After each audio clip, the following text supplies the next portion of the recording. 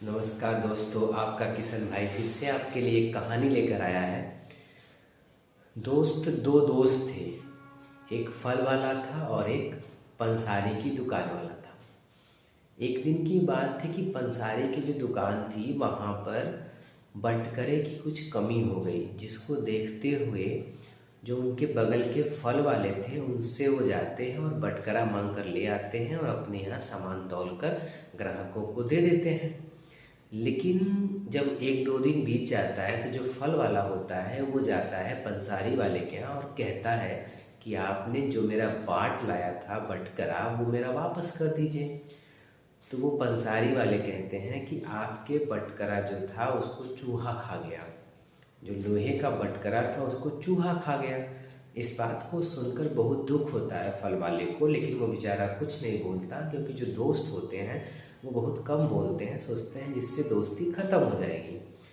तो वो फल वाला जाकर अपना फिर से अपना फल बेचता है। तो एक दूसरे दिन जब वो फल वाला आता है तो वो कहता है कि ये दोस्त, मैं जा रहा हूँ बाज़ार। बाज़ार का मतलब अपना सामान लाने मार्केट जा रहा हूँ।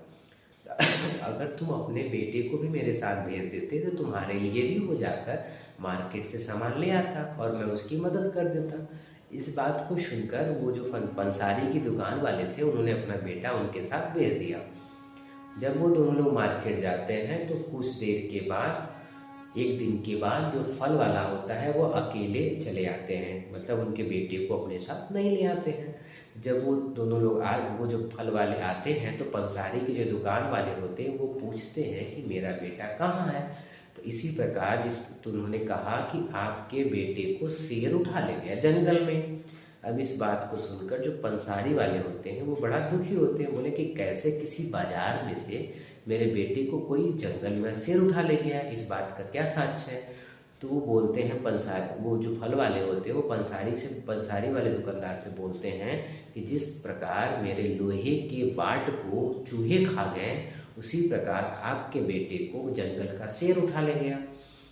तब जाकर उस पंसारी वाले को यह बात समझ में आई कि नहीं, हमने वो गलती की है, वो काम असंभव था। तो वो जाता है और उनका बाट लाकर दे देता है और उसके बाद जो फल वाले होते हैं वो उनके बेटे को ले आते हैं और उनको सौंप देते हैं।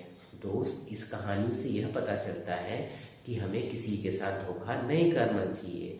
अगर आप किसी के साथ धोखा करेंगे तो आपके साथ भी धोखा हो सकता है।